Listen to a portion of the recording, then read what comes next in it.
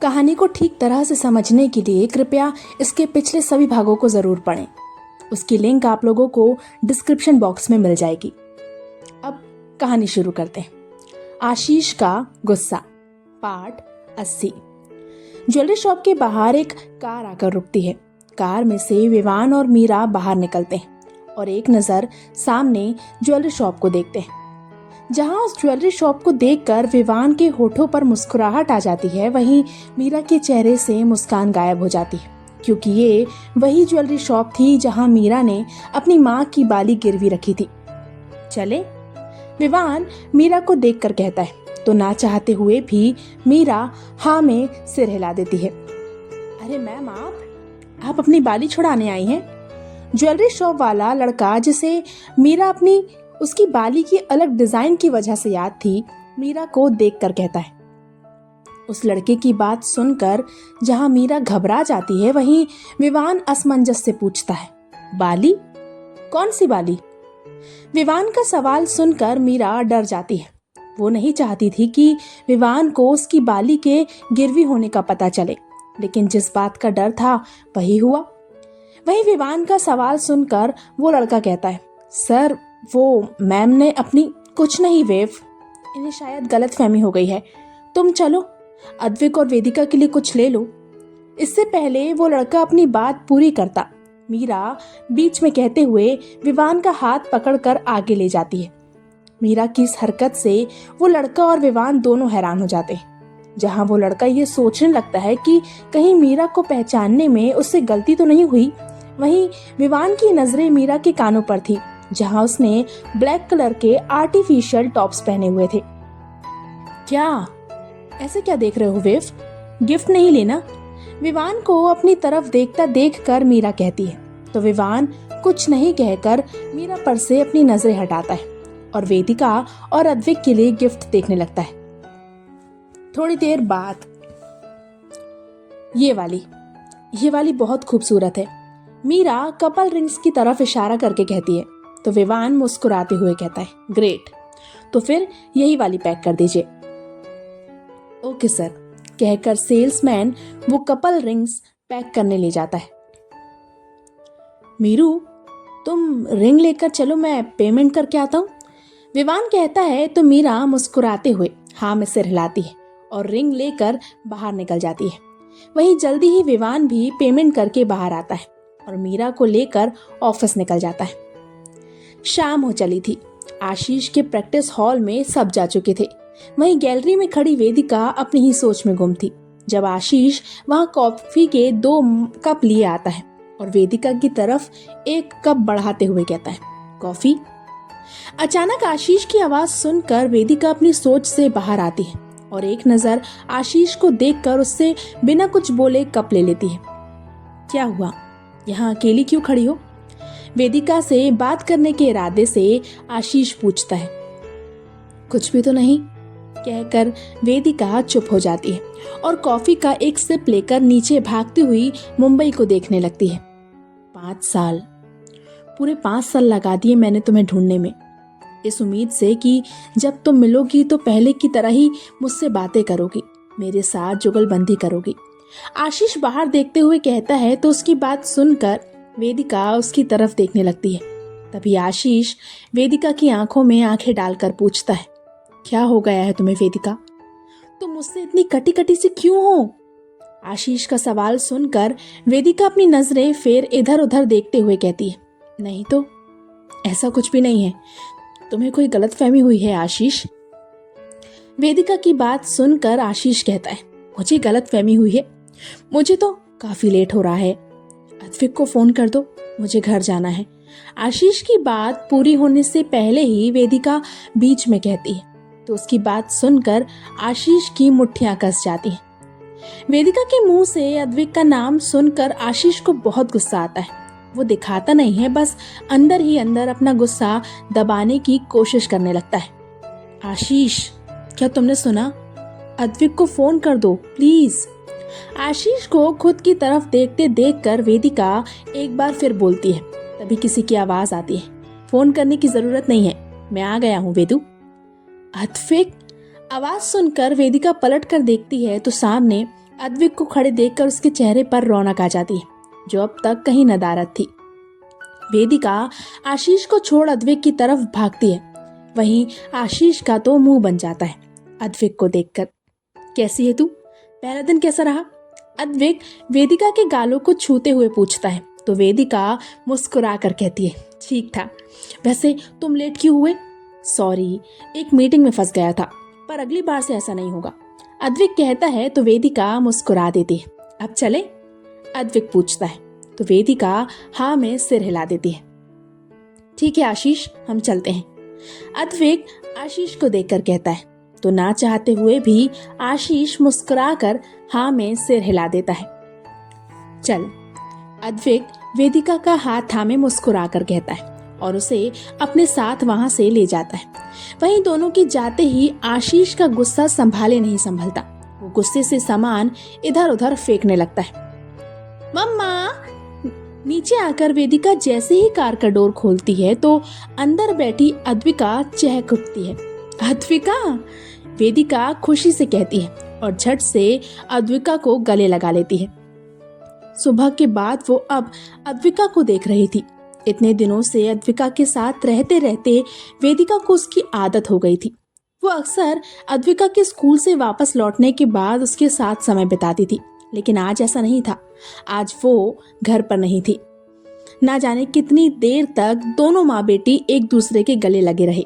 शायद जो सुकून वेदिका को मिल रहा था वही सुकून नन्ही सी अद्विका को भी अपनी मम्मा के गले लगकर मिल रहा था।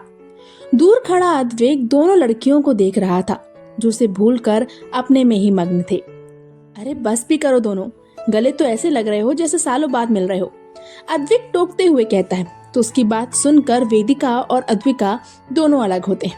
डैडी, आप जल क्यों रहे हो?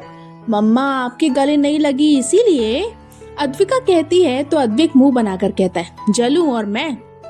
No chance. वो मैं इसलिए कह रहा था क्योंकि हमें लेट हो रहा है। लेट? हम कहीं जा रहे हैं क्या? अद्विक की बात सुनकर वेदिका पूछती है तो नन्ही अद्विका उसके सवाल का जवाब देते हुए कहती है, हाँ मम्मा, हम विव चाचू और बुआ मासी से मिलने जा रहे हैं।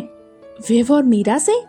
अद्विका की बात सुनकर वेदिका अद्विक को देखकर पूछती है तो अद्विक हाँ में सिर हिलाकर कहता है, हाँ, आज सबका साथ डिनर का प्लान है। चल अब बैठ, हमें लेट हो रहा है।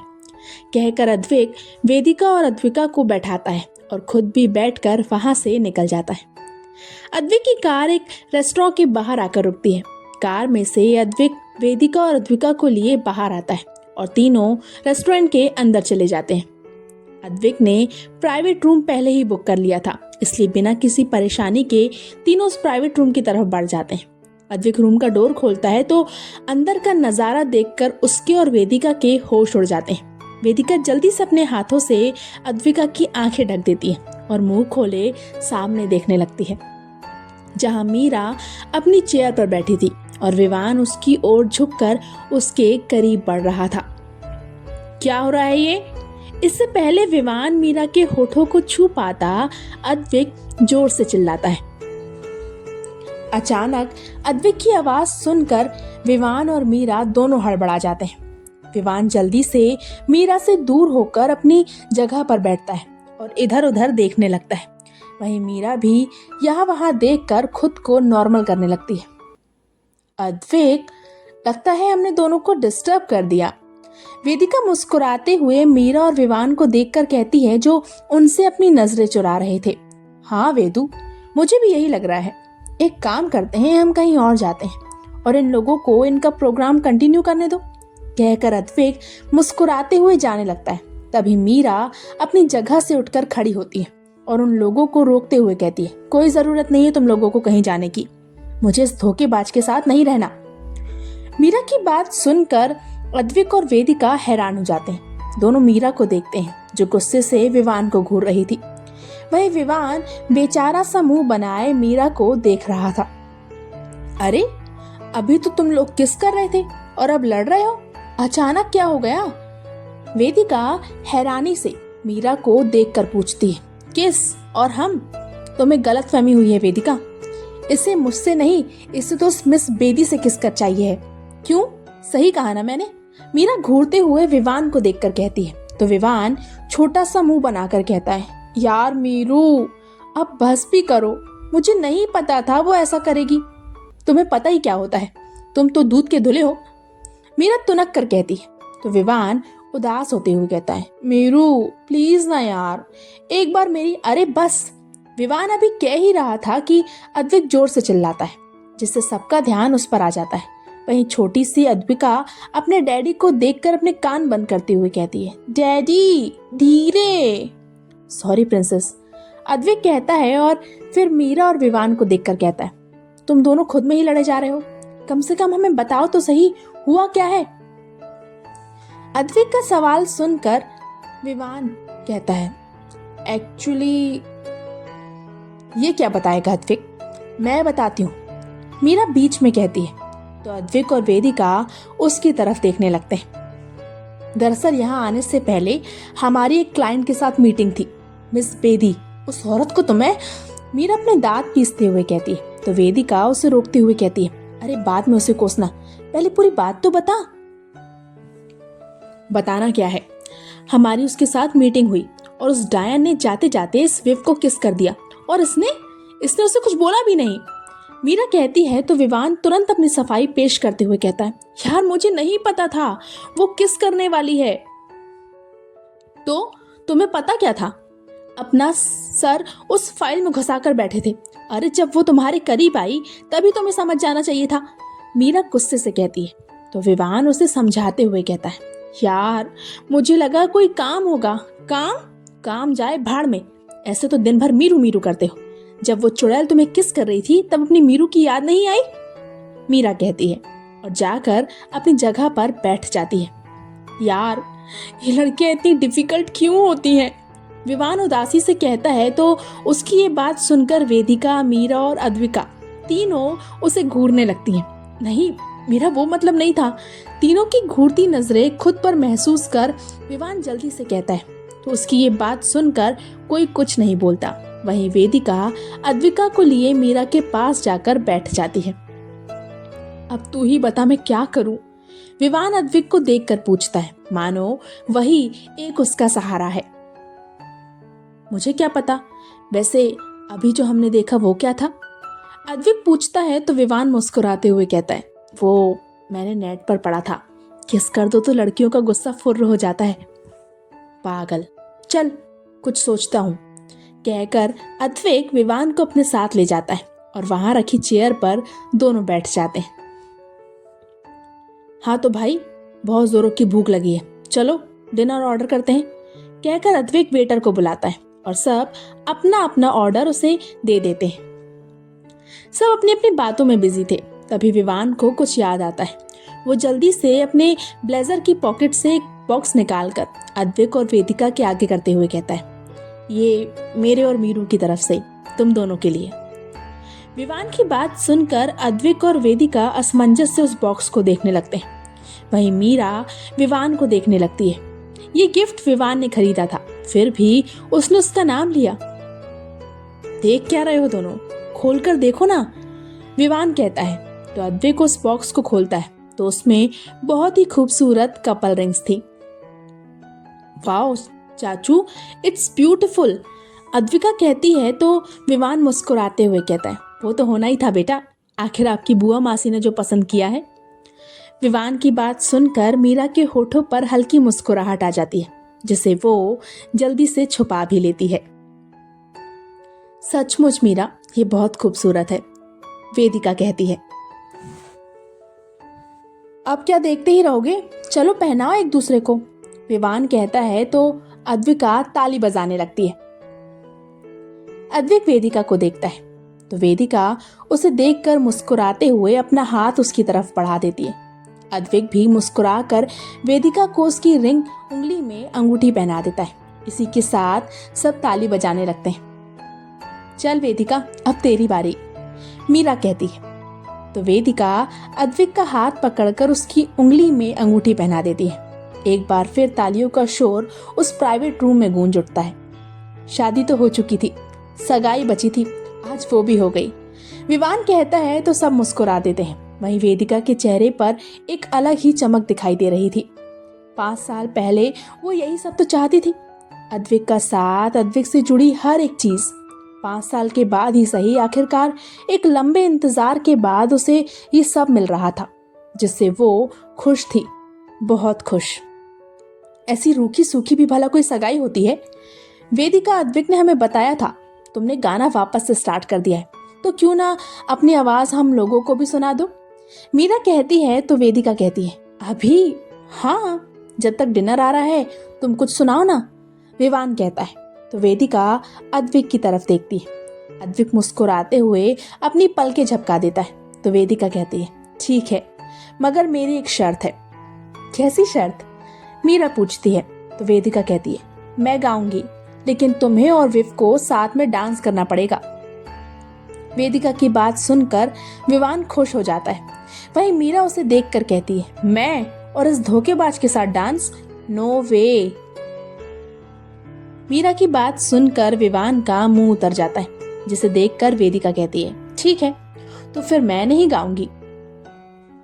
यार वेदिका, तू मेरी दोस्त है एस विव की, मीरा चिढ़कर कहती है। तो वेदिका तुरंत कहती है, दोनों की। वाह वेदिका वाह, आज तुमने साबित कर दिया कि तुम मेरी सच्ची दोस्त हो। विवान वेदिका को देखकर मुस्कुराते हुए अपने मन में कहता है, यार मीरा, क्यों इतना भाव खा रही है, डांस ही तो करना है बस। अद्विक कहता है। तो नन्ही अद्विका मीरा के पास आकर कहती है, प्लीज ना बुआ मासी, आप डांस कर लो ना, मुझे मम्मा का गाना सुनना है। अद्विका की बात सुनकर मीरा पिघल जाती है। वो अद्विका को अपनी गोद में बैठाते हुए कहती है, अरे मेरा बच्चा, तुम जो बोलोगी वही तुम्हारी बुआ मासी करेगी। कहकर मीरा अद्विका के गालों को प्यार से चूम लेती है और उसे अद्विक की गोद में देकर खड़ी हो जाती है। कोई ये ना समझे कि मैं उसके साथ डांस करने के लिए मरी जा रही हूँ, मीरा कहती है। तो अद्विक और वेदिका उसकी बात सुनकर मुस्कुरा देते हैं। वहीं विवान तो इसी में खुश था कि मीरा उसके साथ डांस करने के लिए तैयार है। तो फिर शुरू करें, वेदिका कहती है। तो अद्विक टोकते हुए कहता है, नहीं, अभी नहीं, रुको, मैं अभी आया। कहकर अद्विक वहां से चले जाता है। थोड़ी देर बाद वो वापस आता है, लेकिन इस बार उसके हाथ में वेदिका का गिटार था, जो उसकी कार में रखा हुआ था। ये मम्मा का गिटार आ गया।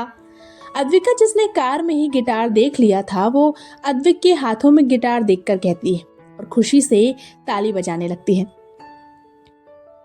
चलो तो अब शुरू करते हैं, अद्विक कहता है और वेदिका के हाथों में गिटार को थमा देता है।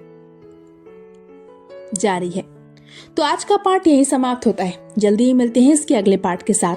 तब तक के लिए प्लीज मेरी स्टोरी को लाइक कीजिए, शेयर कीजिए, और हाँ, अगर स्टोरी पसंद आ रही है तो मुझे सब्सक्राइब कीजिए। इसी तरह की कहानियां पढ़ने के लिए मेरे चैनल को जरूर सब्सक्राइब कीजिए। Bye bye.